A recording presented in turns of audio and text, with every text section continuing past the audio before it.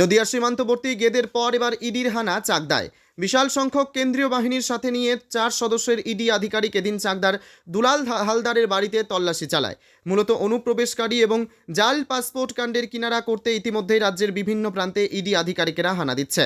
গত দুদিন আগে নদিয়ার ভারত বাংলাদেশ সীমান্তবর্তী গেদে দক্ষিণ পাড়ায় অলোকনাথ নামে একজনের বাড়িতে হানা দিয়েছিল ইডি আধিকারিকেরা। প্রায় 7.5 ঘন্টা জেরার শেষে অলোকনাথকে কলকাতার উদ্দেশ্যে নিয়ে যাওয়া হয়েছিল। এরপর আজ ফের নদিয়ার চাকদার ঘেটুগাছি নেতাজি বাজার সংলগ্ন শিবপুর দুলাল হালদারের বাড়িতে ইডি আধিকারিকেরা হানা দেয়। সকাল থেকে এখনও পর্যন্ত বাড়ির ভেতরে তল্লাশি এবং জিজ্ঞাসাবাদ চালাচ্ছে বলে সূত্র মারফত জানা গেছে।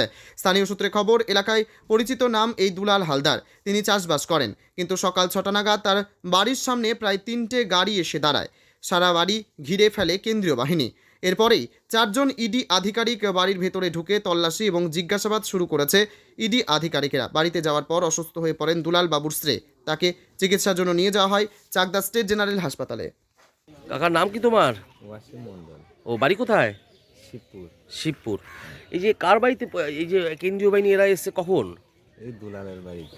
দুলালের বাড়িতে কখন এসছে? এসে ভোর 5টা। ভোর 5টা? এখনো রয়েছে? এখন ও দুলালের টাইটেল কি? হালদার।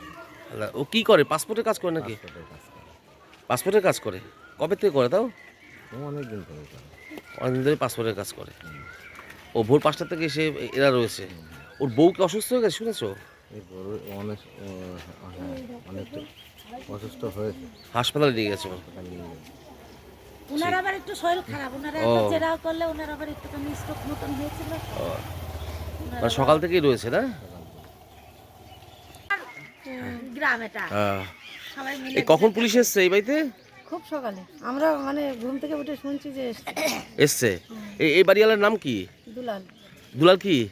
হালদার। হালদার। হালদার কি করে এ কাজ? এদের অনেক জমি জায়গা আছে, কিন্তু এরা সেভাবে চাষ করে না। ও চাষ করে না?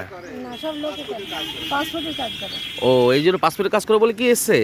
মনে হয় হ্যাঁ, তো পুলিশের আসে। ও ঠিক। আপনার বাড়ি কোথায়?